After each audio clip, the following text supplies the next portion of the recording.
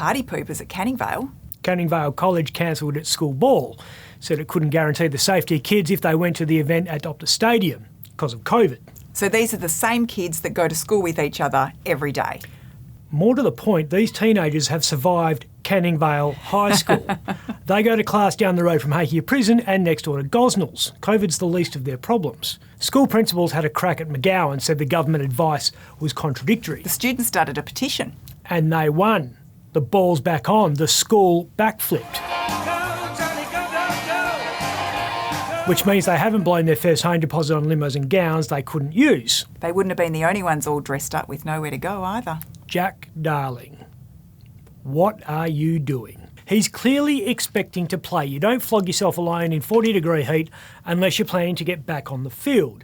But we know he can't get back on the field without proof of vaccination, which so far he's failed to produce. The smart money is he's waiting for Novavax to be rolled out. That happens on February 21. There'll be a lot of sorry Eagles fans if he doesn't make round one. There are sorry people everywhere at the moment.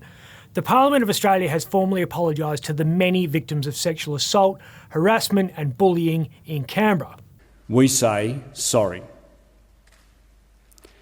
Every workplace should be safe and respectful. That was Speaker of the House Andrew Wallace, whose statement was closely followed by a speech by the Prime Minister. I rise to enthusiastically support this acknowledgement. Scott Morrison's hoping this draws a line under the issue, at least until after the election. And to that end, he wasn't leaving anything on the field. 6 months ago, sorry was the hardest word for this guy to say. Can you just, you know what, can you just say sorry, Jace? It'll make me feel so much better and then I feel like What we're doing is fixing the problems and getting on with it. Now he can't say it enough. I am sorry. We are sorry. I'm sorry to Ms Higgins. But I'm sorry for far more than that. But still not enough to win over Grace Tame. Apology not accepted, moron. Grace immediately branded the historic apology a stunt, something she would be able to recognise. In your opinion? She tweeted, "How about some proactive, preventative measures and not just these performative, last-minute Band-Aid electioneering stunts?" The Liberals are in the mood to apologise. WA Libs sure are. They've been locked in a legal stare-down with their frenemy Nick Goiran, and the party just blinked.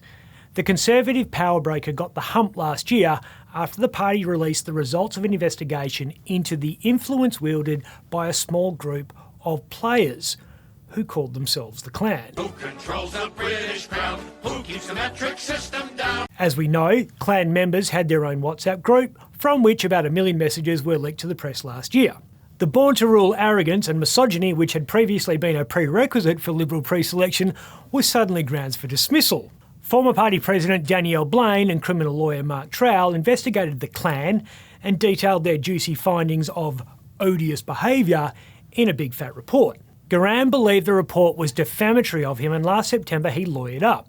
The Libs then crapped themselves and are now trying to pretend key parts of that report don't exist. So a political party that's trying to prove it's not beholden to Nick Goiran has bent over and agreed to his demand not to say bad things about him. Oh, sorry. Oh, I'm sorry, don't hurt me, sorry. Here's the stupid thing about all this. Trowell and Blaine didn't name names in the original report, but a few days later they released an addendum which did. The addendum said the pair had confirmed the authenticity of those WhatsApp messages. This odious behaviour has shamed the Liberal Party and trashed its reputation.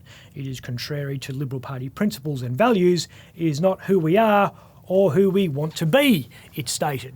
Goiran's lawyer said the imputations contained in the addendum were totally false, without basis, and constitute serious defamation. This from a guy who bragged about branch stacking.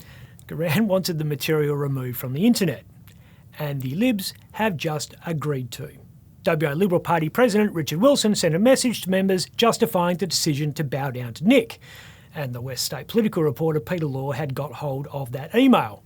Wilson said the addendum was issued after the conclusion of the review panel's tenure and therefore does not form part of the review. That sounds like complete and utter bullshit. That's 'cause it is. Wilson has concocted this excuse to save face. It's irrelevant whether defamatory material was in the original report or an addendum or spray painted on a building. It's still defamatory.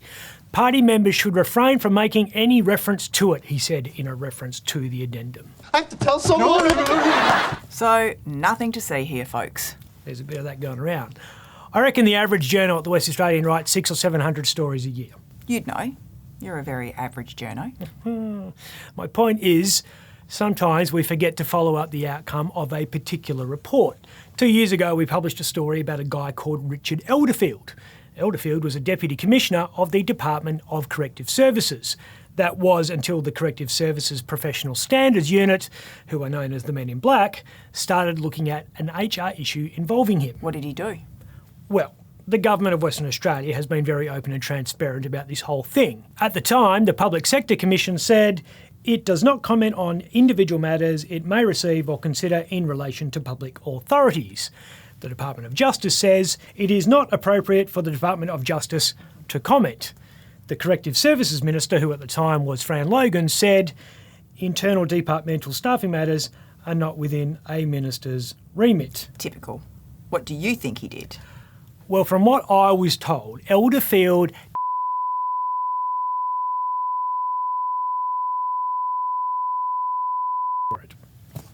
we have no idea what happened next, except he resigned. So the lawyers will probably make us bleep all that other stuff out. Already done. Get this, Elderfield stood down on full pay, $180,000 a year plus super plus a company car in May 2020.